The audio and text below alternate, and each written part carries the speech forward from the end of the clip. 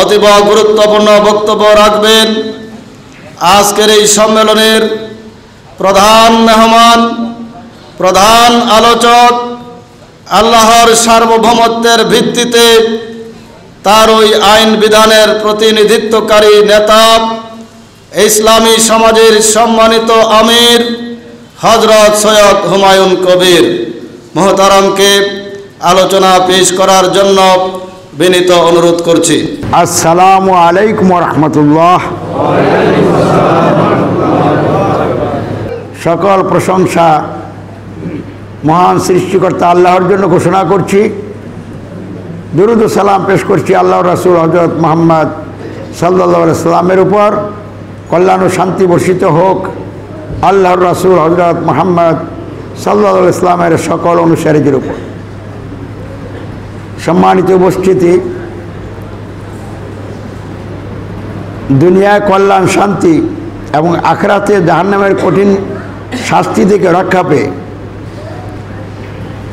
চিরসুখের স্থান জান্নাত লাভের উপায় বিষয়ে আজকের এই মাসিক সভা এবং জেলা সম্মেলন।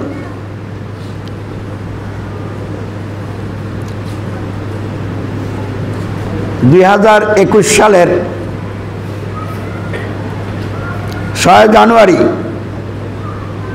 আমরা ইসলামী সমাজের পক্ষ থেকে কুমিল্লা জেলা সম্মেলন এবং মাসিক সভা আল্লাহর মেহেরবানিতে ইসলামী সমাজের কেন্দ্রীয় কার্যালয় সংলগ্ন কুশিয়ারা বায়তুল আমান কেন্দ্রীয় জামে মসজিদে করতে পারছি। আল্লাহ আমাদেরকে করার সুযোগ করে দিয়েছে, এই জন্য শুকরিয়া আদায় করা দরকার। তাই বলুন আলহামদুলিল্লাহ। আল্লাহ রাব্বুল আলামিন মানুষকে সর্বোত্তম সৃষ্টি হিসাবে জমিনে তার প্রতিনিধি হিসাবে পাঠিয়েছেন এবং প্রতিনিধি হিসাবে দায়িত্ব পালন করার জন্য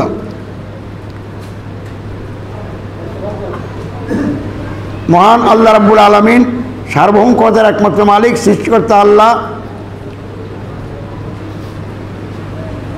মানুষের প্রতি দয়া মায়া করে তার পক্ষ থেকে কল্যাণকর জীবন ব্যবস্থা প্রদান করেছেন, যার নাম আল্লাহ নিজে রেখেছেন ইসলাম। আল্লাহ বলেন বিসমিল্লাহির রহমানির রহিম, ইন্নাদ-দীনা ইনদাল্লাহিল ইসলাম, নিশ্চয়ই আল্লাহর নিকট একমাত্র দিন, জীবন বিধান, জীবন ব্যবস্থা হচ্ছে ইসলাম। আল্লাহ রাব্বুল আলামিন ইসলামকে তারই সর্বশেষ নবী ও রাসূল হযরত মুহাম্মদ সাল্লাল্লাহু আলাইহি ওয়াসাল্লামের উপর পবিত্র আল কোরআন অবতীর্ণ করে পরিপূর্ণ করে দিয়েছেন। বলুন আলহামদুলিল্লাহ। আল্লাহ বলেন বিসমিল্লাহির রহমানির রহিম, আল ইয়াউমা আকমালতু লাকুম দীনাকুম ওয়া আতমামতু আলাইকুম নি'মাতি ওয়া রাদিতু লাকুমুল ইসলাম দীনা। আজ আমি তোমাদের জন্য তোমাদের দিনকে পরিপূর্ণ করে দিলাম এবং তোমাদের উপর আমি আমার সকল নিয়ামত সুসম্পন্ন করলাম এবং ইসলামকে দিন, জীবন বিধান হিসাবে মনোনীত করলাম, পছন্দ করলাম, ঠিক করে দিলাম। আবারও জোরে সোরে বলুন আলহামদুলিল্লাহ।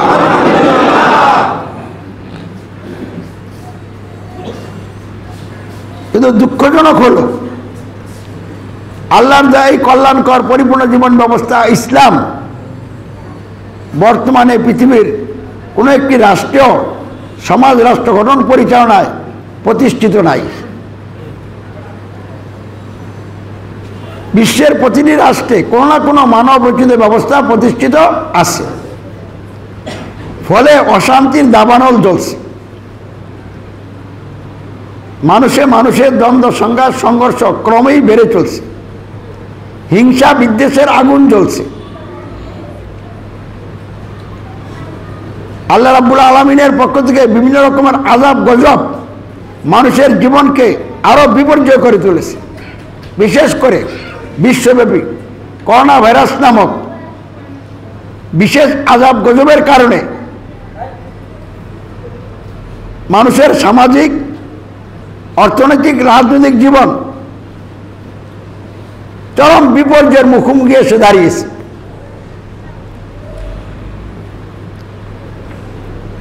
জাতির মানুষ, বিশ্বের মানুষ গজব থেকে বাঁচার জন্য মানবোচিত ব্যবস্থা ত্যাগ করে আল্লাহর যা জীবন ব্যবস্থা ইসলাম গ্রহণ করার দিকে খুব একটা আগ্রহ দেখা যাচ্ছে না। এই জন্য গজবের মাত্রা আরো বেড়ে যায় কিনা এই ভয় আতঙ্ক আমাদের মধ্যে কাজ করছে। আমি নিজে এ নিয়ে খুব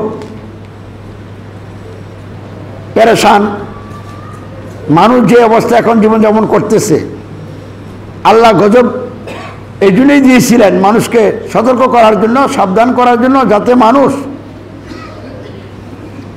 জাহিলাত থেকে হেদায়েতের পথে আসে, নিজেদের কৃত অপরাধের জন্য আল্লাহর কাছে ক্ষমা প্রার্থনা করে আর ভ্রান্ত পথ ত্যাগ করে সত্য জীবন ব্যবস্থা ইসলামের দিকে ধাবিত হয়।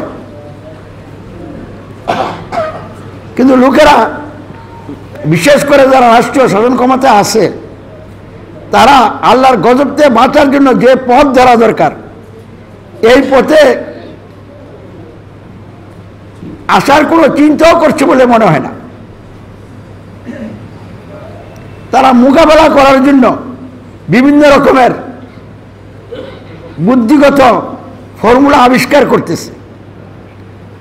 ভ্যাকসিন আবিষ্কারের জন্য পাগল হয়ে গেছে, অথচ আল্লাহর এই ছোট্ট একটা ভাইরাস প্রতিদিনই তার রূপ পরিবর্তনের দিকে আল্লাহর ইচ্ছায় আগাচ্ছে। মানুষের সব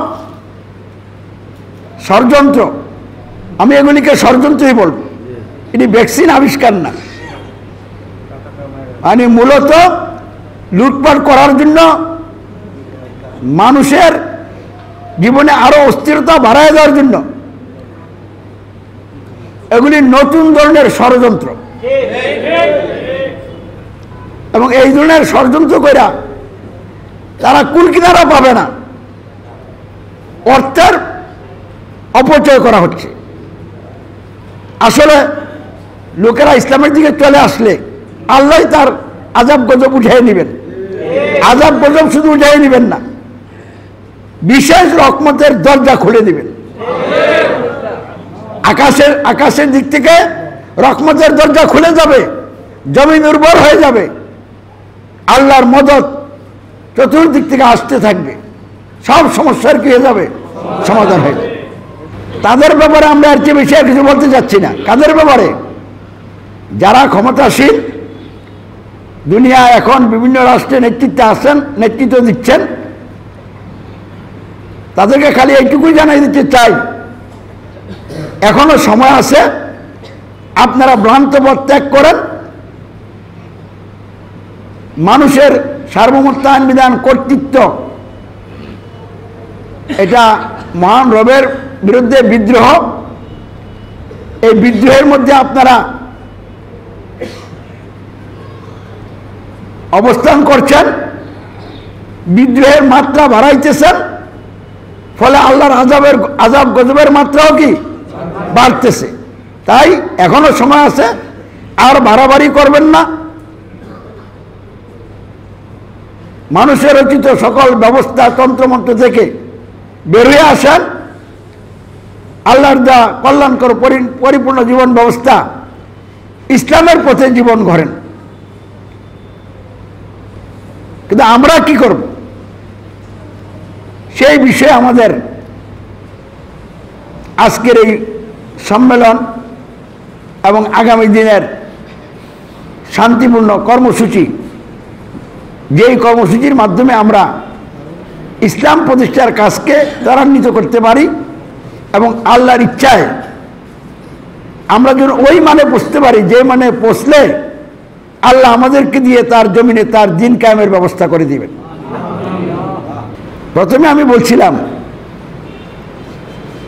ইসলাম প্রতিষ্ঠিত নাই, ইসলামের পরিবর্তে প্রতিষ্ঠিত আছে কোনো না কোনো মানবরচিত ব্যবস্থা, যার কারণে দুনিয়ার বর্তমান পরিস্থিতি খুবই খারাপ, নাজুক। মানুষে মানুষে হিংসা বিদ্বেষ, দ্বন্দ্ব সংঘাত সংঘর্ষ চলছে, দলে দলে সংঘাত সংঘর্ষ চলছে, রাষ্ট্রে রাষ্ট্রে সংঘাত সংঘর্ষ চলছে। মানুষ লুটপাটের জন্য নতুন নতুন থিওরি আবিষ্কার করতেছে। লুটপাটের রাজত্ব কায়েম করেছে। রাষ্ট্রীয় ক্ষমতায় যারা আছে তারা দুর্নীতি আর সন্ত্রাসের মধ্যে এমনভাবে ডুবে গেছে, তাদেরকে ওখান থেকে ফিরে আনা খুব কঠিন ব্যাপার হয়ে গেছে।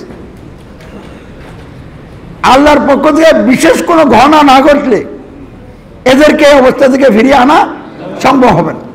তবে এরা যতই বারক না কেন, আমরা যদি ইমানদার সৎকর্মশীল হিসাবে এগিয়ে যাই, তৈরি হই, আল্লাহ সবগুলিকে নাস্তেনাবুদ করে দিয়ে ইসলামের বিজয়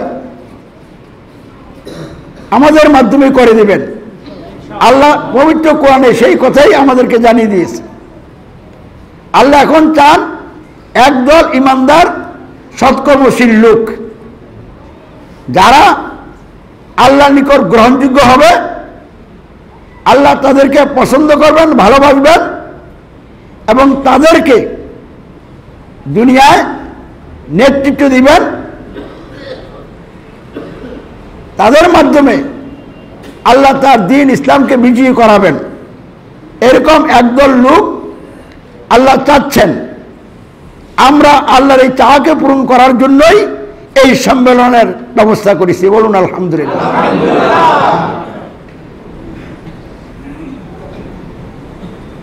সম্মানিত উপস্থিতি,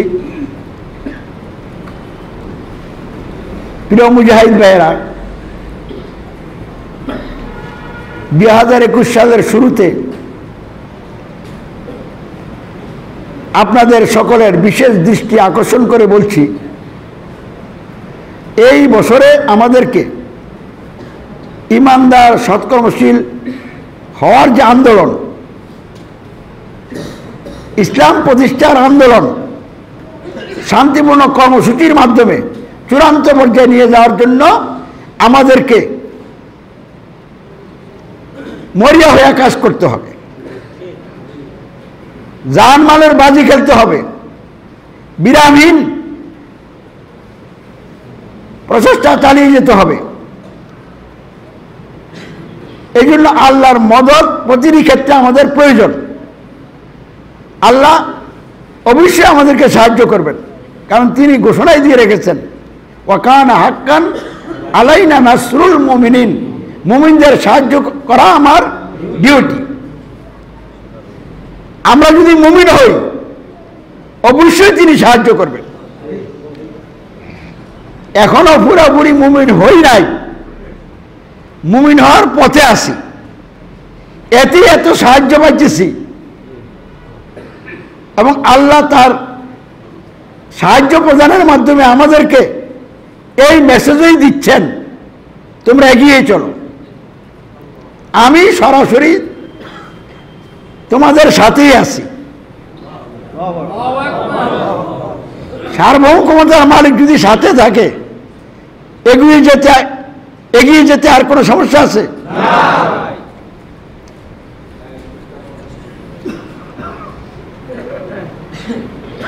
আমি যেটা বুঝতেছি, আমার উপলব্ধি, যে আল্লাহ রাব্বুল আলামিন তার অসংখ্য ফেরেশতা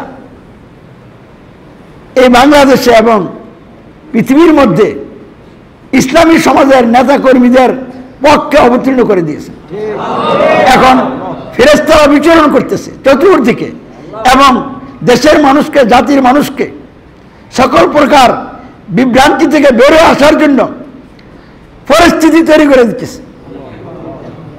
কারণ আমাদের ভাইরা যে বিভিন্ন জায়গায় দাওয়াতি কাজ করেন, দাওয়াতি কাজের যে ফলাফল প্রতিদিন আমরা পাচ্ছি, এতে বোঝা যাচ্ছে আল্লাহ রাব্বুল আলামিন তার পক্ষ থেকে তিনি নিজেও কাজ করতেছেন এবং তার ফেরেশতাও মাঠে নামিয়ে দিচ্ছেন। আর আল্লাহ নিজেই যে কথা আমাদেরকে জানিয়ে দিচ্ছেন, পবিত্র কোরআনে যে কথা বলা আছে, ইন্নাল্লাযীনা ক্বালু রাব্বুনাল্লাহু সুম্মা ইসতাকামু তাতানাজ্জালু আলাইহিমুল মালায়েকা আল্লাহ তাখাবু ওয়ালা তাহজানু ওয়া আবশিরু বিল জান্নাতিল্লাতী কুনতুম তুআদুন ইলা আখিরি। নিশ্চয় যারা ঘোষণা করিল আল্লাহই আমাদের একমাত্র রব, আল্লাহই আমাদের জীবনের সকল ক্ষেত্রে একমাত্র সার্বভৌম ক্ষমতার মালিক, আইন বিধানদাতা, নিরঙ্কুশ শাসনকর্তা, অন্য কেউ নয়, কোনো মানুষ নয়। এবং এর উপরে কি থাকলো? দৃঢ় থাকলো, মজবুত থাকলো। জাল জুলুম নির্যাতন, এমনকি মেরে ফেলার হুমকি, জানমাল কেড়ে নেওয়ার ষড়যন্ত্র, এই সব কিছুকে পরোয়া না করে রাব্বুল আলামিন ঘোষণা দিয়ে এর উপরে মজবুত থেকে দিনকে বিজয়ী করার জন্য আন্দোলন সংগ্রাম চালিয়ে যাচ্ছে যারা, তাদের ব্যাপারে ফেরেশতারা অবতীর্ণ হয়ে যায়। আল্লাহ তাদের পক্ষে ফেরেশতা নাজিল করেন, তাতানাজ্জালু আলাইহিমুল মালাইকা। আর ফেরেশতারা তাদের পক্ষে অবতীর্ণ হইয়া কি করে? ইমানদারদেরকে বলে, রাব্বুল আল্লাহ ঘোষণাকারীদেরকে বলে, এর উপরে ইস্তেকামত যারা আছে তাদেরকে বলে, তোমরা ভয় পাইও না, চিন্তা করিও না। তোমাদের ভয়ের কোনো কারণ নাই, চিন্তার কোনো কারণ নাই।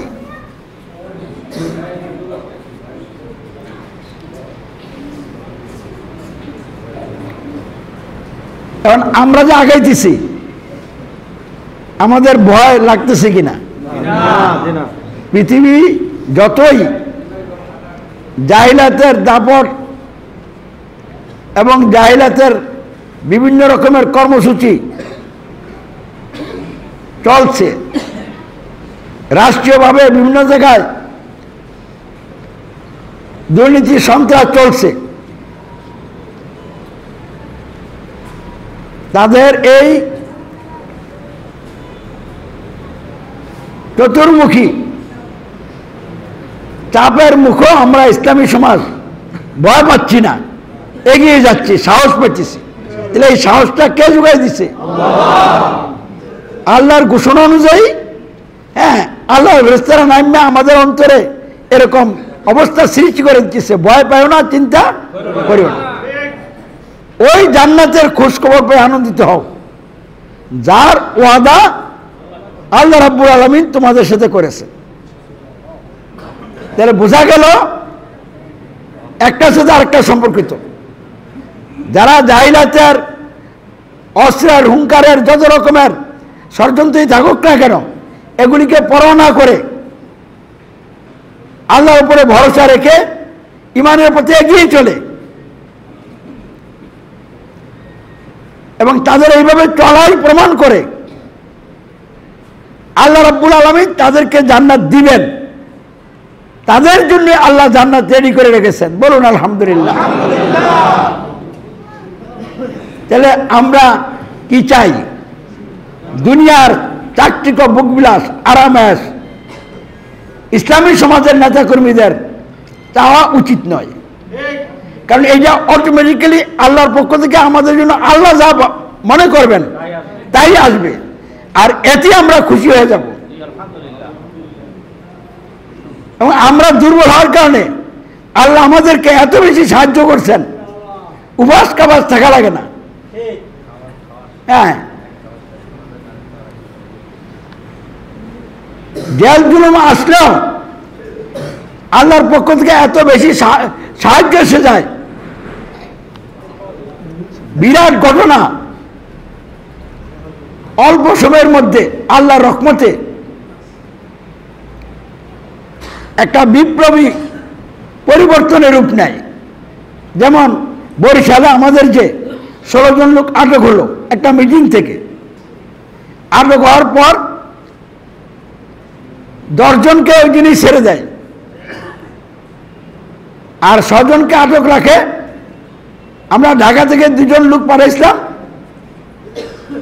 দায়িত্বশীল ভাই মোহাম্মদ ইয়াসিন এবং সেলিম মোল্লা, জনাব ইয়াসিন সাহেব থানায় গেছিলেন তাদের খোঁজখবর নেওয়ার জন্য। তাকে আটক করে মামলা দেওয়া হয়েছে 54 ধারায় সন্দেহমূলক।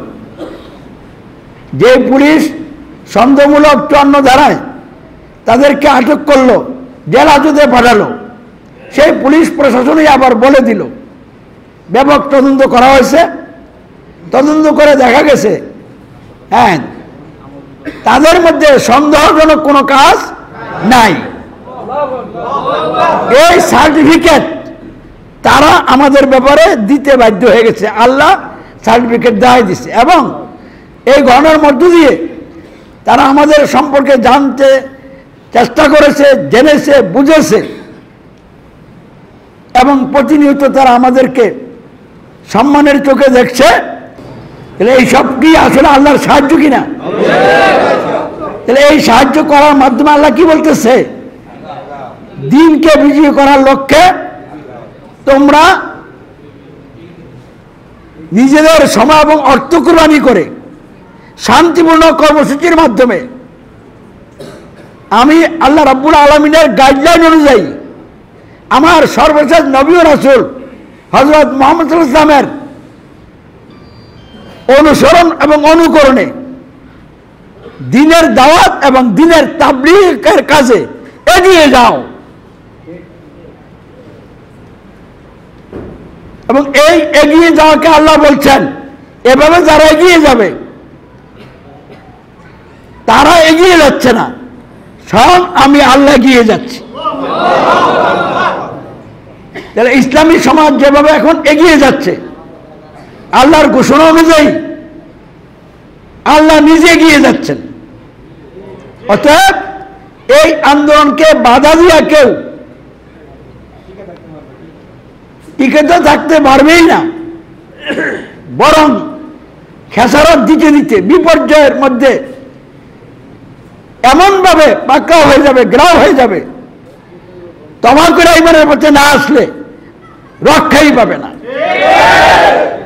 এই জন্য আমরা চাই প্রশাসন, সরকার এবং বিভিন্ন রাজনৈতিক দলের নেতা নেত্রী যারা আছেন আপনারা আর বিলম্ব করেন না, আল্লাহর আযাব গজবের পথ থেকে তওবা করেন, ওই পথে আর চলেন না, গণতন্ত্রের পথে আর হাঁটবেন না। গণতন্ত্র মানুষের জীবনে কোনো কল্যাণ দিতে পারে নাই।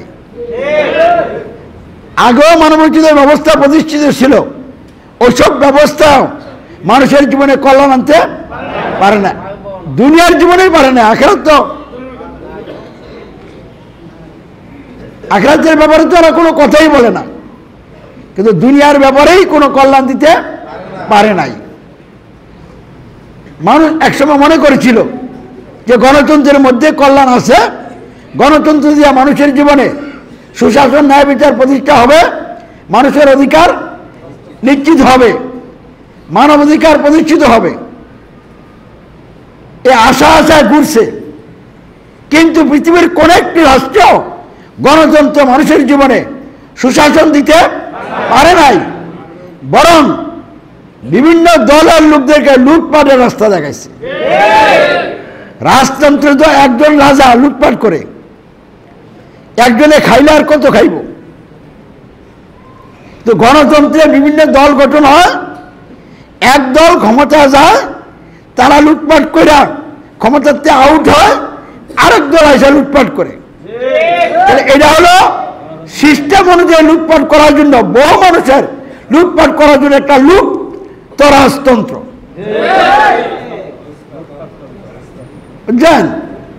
এই গণতন্ত্র খালি লুটপাটই করে না, এই গণতন্ত্র মানুষের জীবনে হিংসা বিদ্বেষ সৃষ্টি করে।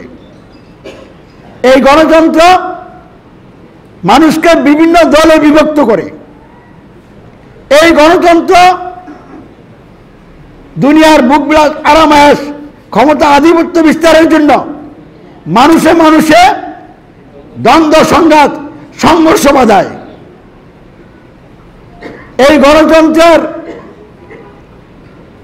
ষড়যন্ত্রের শিকার হয়ে মানুষ শোষণ জুলুম অত্যাচার উৎপীড়ন চালায়, মানুষকে গুম করে, খুন করে, নারীদেরকে শিশুদেরকে ধর্ষণ করে, হত্যা করে এবং মানুষের মধ্যে আতঙ্ক সৃষ্টি করে।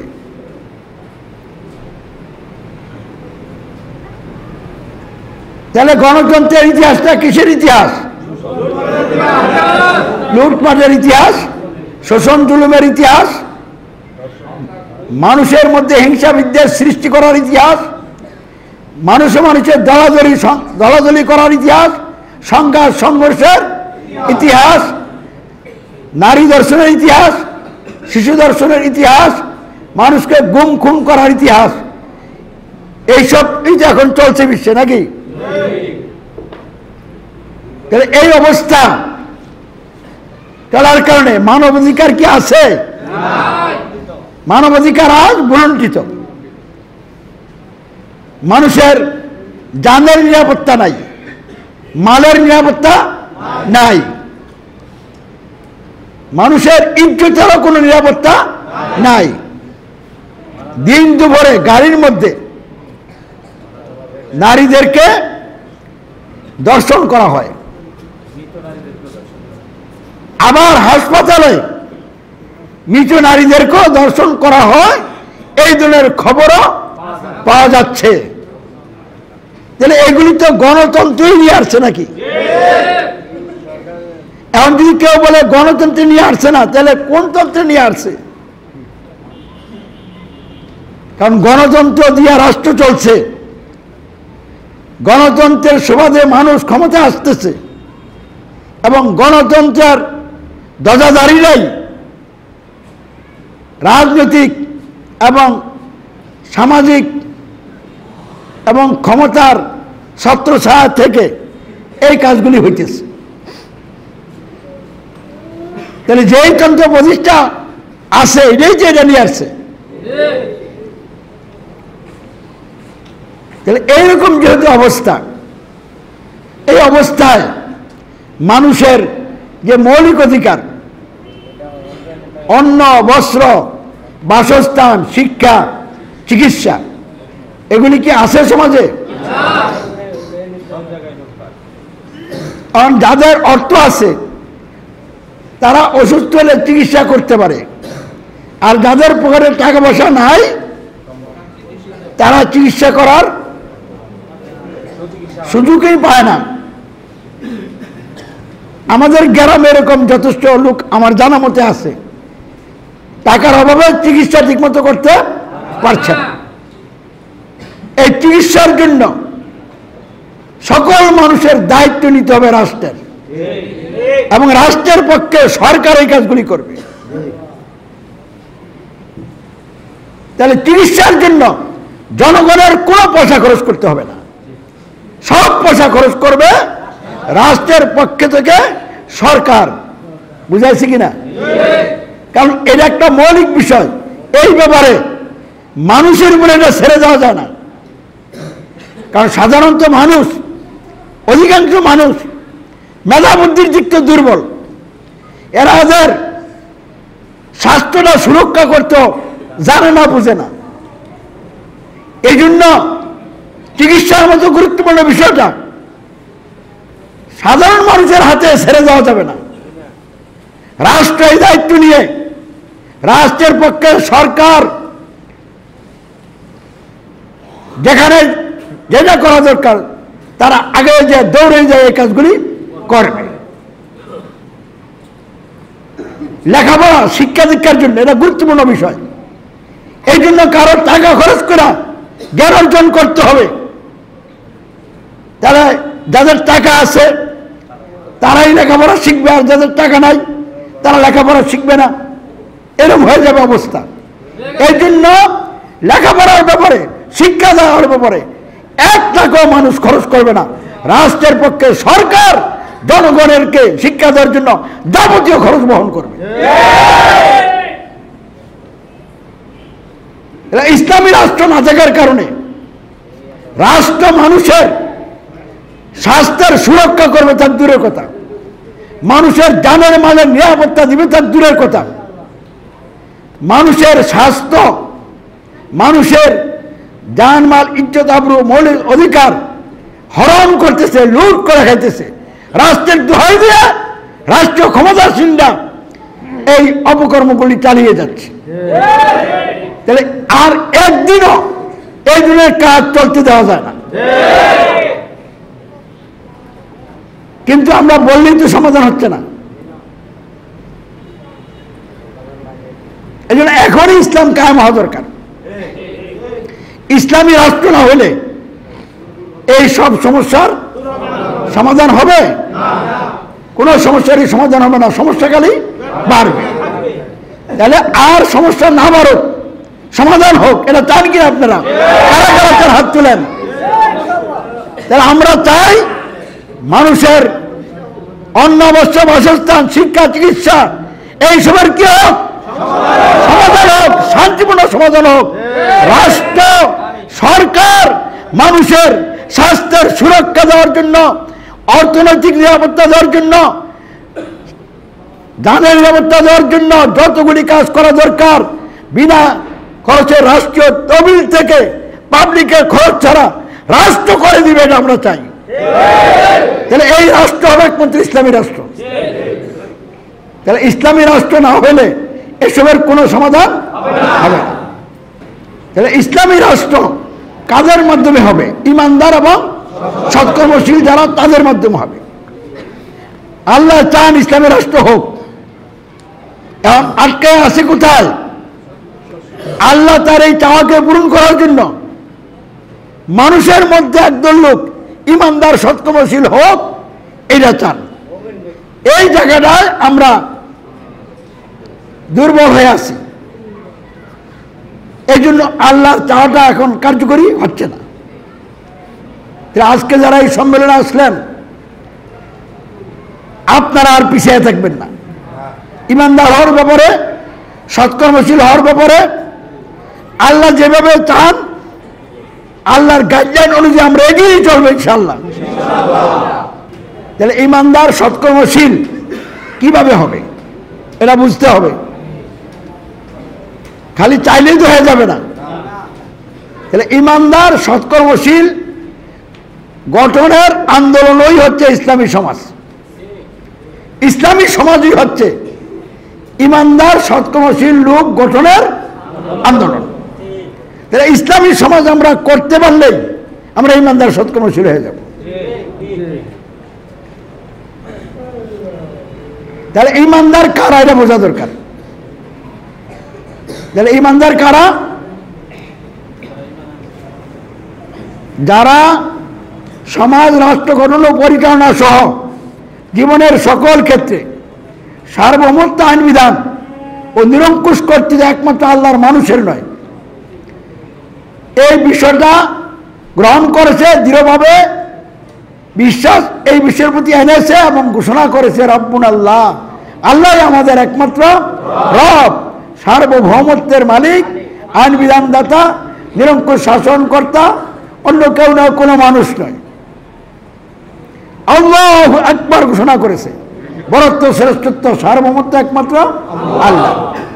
যারা মানুষের সমাজ, রাষ্ট্র গঠন ও পরিচালনা সহ জীবনের সকল ক্ষেত্রে দাসত্ব, আইনের আনুগত্য ও উপাসনা একমাত্র আল্লাহর, অন্য কারো নয়, এই বিষয়টি গ্রহণ করেছে, এর প্রতি দৃঢ় বিশ্বাস এনেছে এবং এর সাক্ষ্য অঙ্গীকার দিয়েছে।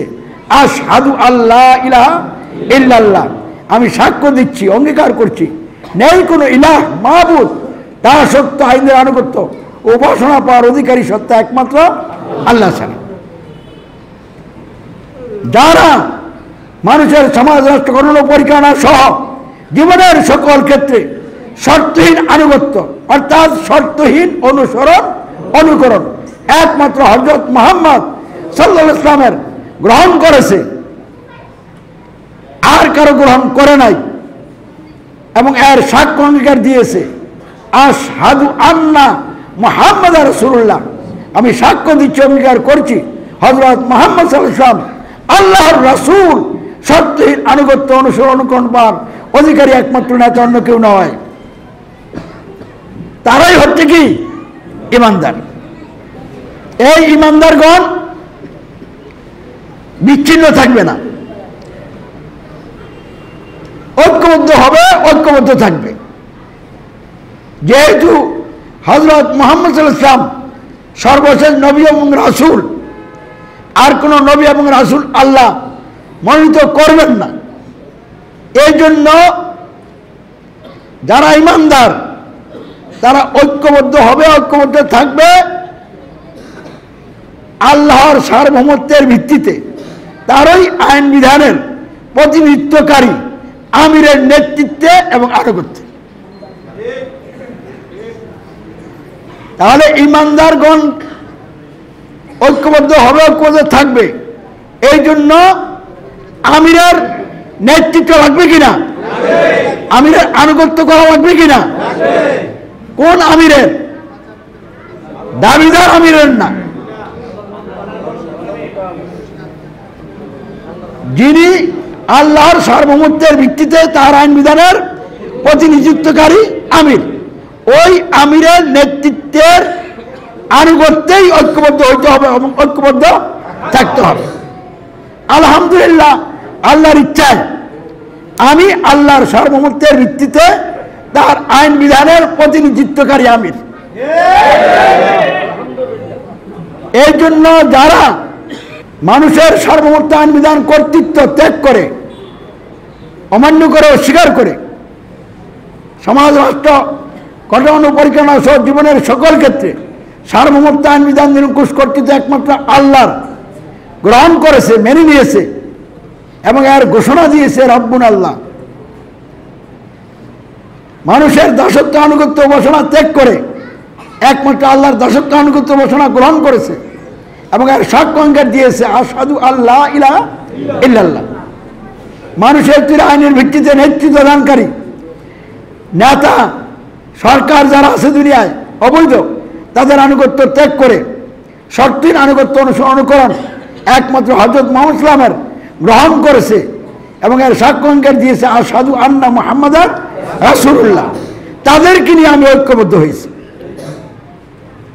তাদেরকে নিয়ে আমি ঐক্যবদ্ধ আছি, তাদেরকে সাথে নিয়ে লোকদেরকে সাবধান এবং সতর্ক করে যাচ্ছি। মানুষের সার্বভৌমত্ব আইন বিধান কর্তৃত্ব ত্যাগ করে আল্লাহর সার্বভৌমত্ব আইন বিধান কর্তৃত্বের প্রতি ঈমান আনার দাওয়াত দিচ্ছি। মানুষের তৈরি সংবিধানের আনুগত্য ত্যাগ করে আল্লাহর দাসত্ব আনুগত্য গ্রহণের দাওয়াত দিচ্ছি। মানুষের তৈরি আইনের ভিত্তিতে নেতৃত্ব দানকারী সকল প্রকার অবৈধ নেতাদের আনুগত্য ত্যাগ করে রাসূল মুহাম্মদ ইসলামের শর্তের আনুগত্য গ্রহণ করার জন্য দাওয়াত দিচ্ছি। যারা এই দাওয়াত কবুল করছে তাদেরকে নিয়ে ইসলামী সমাজ গঠন আন্দোলন চালিয়ে যাচ্ছি। আমি আল্লাহর সার্বভৌমত্বের ভিত্তিতে তার আইন বিধানের প্রতিনিধিত্বকারী আমির। আমি আল্লাহকেই ভয় করি, আর কাউকে ভয় করি না। মানুষের তৈরি আইন দিয়ে যারা ক্ষমতা আছে, যারা বহু বাহিনীর হত্যাকর্তা, এদেরকে আমি ভয় করি না। আমি ভয় করি একমাত্র সার্বভৌম ক্ষমতার মালিক সৃষ্টিকর্তা আল্লাহকে। এই জন্য এই বিষয়গুলির দাওয়াত চতুর্দিকে ছড়িয়ে দেওয়ার জন্য শান্তিপূর্ণ কর্মসূচির মাধ্যমে আল্লাহর উপরে পূর্ণ নির্ভরশীল হয়ে এগিয়ে যাচ্ছি। আমার কোনো ব্যাংক ব্যালেন্স নাই, ঋণ নিয়ে আগাচ্ছি। বাড়ি গাড়ি ব্যাংক ব্যালেন্সের দিকে আমি যাচ্ছি না। আমার পরিবারের সকলকে নিয়ে আন্দোলন করে যাচ্ছি।